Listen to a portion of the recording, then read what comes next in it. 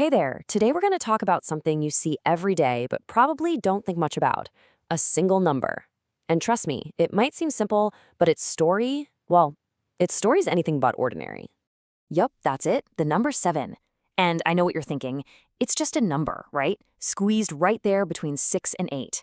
But what if I told you this one little number has this massive influence on basically everything? Our world, our history, even the way we think. So, what is the deal with 7?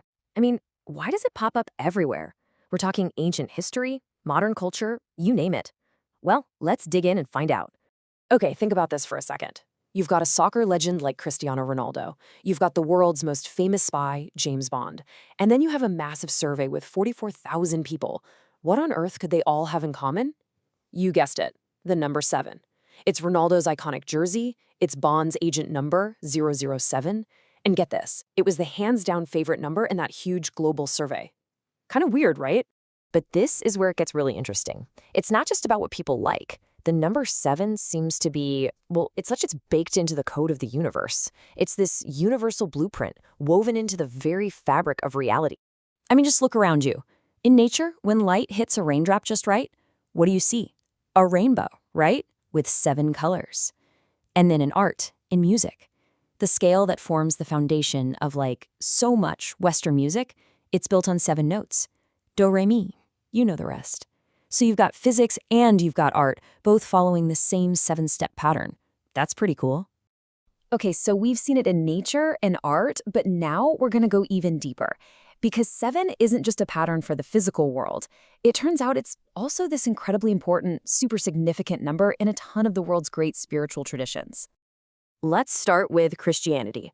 In the book of Genesis, the very first book of the Bible, how long does it take to create the world? 7 days. Right from the start, this number gets locked in as a symbol of completion, of perfection. Now, over in Islam, there's this incredibly powerful ritual called the Tawaf. It's where pilgrims go to Mecca and circle the Kaaba. And how many times do they circle it? Exactly 7 times. It makes 7 this number of pure action, of devotion. And then in Hinduism, when a couple gets married, there's this beautiful ceremony. They take 7 steps together around a sacred fire, and with each step, they make a vow. 7 steps, 7 vows, it's all about lifelong commitment. Again, the number 7 is right there at the heart of it. And it just keeps going. This isn't just limited to a couple of religions. In Buddhism, you've got the 7 factors of enlightenment to guide you to wisdom.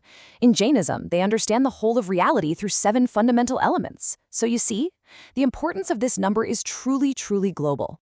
What's really fascinating is how these ideas start to overlap. The idea of 7 heavens, you find that in both Islam and Hinduism. Then you have the concept of 7 lives in Hindu scripture. It's pretty clear at this point that 7 is way more than just a number. It's this powerful symbol that cuts across cultures, representing structure, spirituality, the whole journey of life. All right, so this number literally built worlds. It shaped faiths for thousands of years. That's huge. But here's where we bring it all home. This is the big pivot. The most important question is, what does this mean for you? How can this ancient, powerful idea help you build your life starting today? And that brings us to the heart of what we're talking about today. We're going to take all this incredible ancient wisdom and turn it into something super practical, a modern framework you can actually use for personal growth. And, yeah, for your career too. So let's see how it works. We're going to call it the 7-step mindset. And it's actually a really simple idea, but it's incredibly powerful. It's the belief that the big, important changes you want to see, whether that's in your job, your productivity, or just your overall happiness, they don't just happen. They're not accidents. They happen when you follow a structured, step-by-step process. So I've got a challenge for you. This next part isn't just something to listen to. I want you to treat it like a tool. It's a chance to pause and do a quick personal audit, a chance to really think about your own life through this 7-step lens. Okay, you ready? Let's walk through this together and really take a second with each one. First up, what is the number 1 thing you really want to achieve right now? Be honest. 2, okay, now what's the one habit? Just one that would get the ball rolling on that goal. 3, this one's important. Who are the 7 people you spend the most time with? Seriously, think about it. Are they helping you grow? 4, what are your 7 core values? The things that are non-negotiable for you. Can you name them? 5, how are you going to know you're making progress? How will you actually measure it?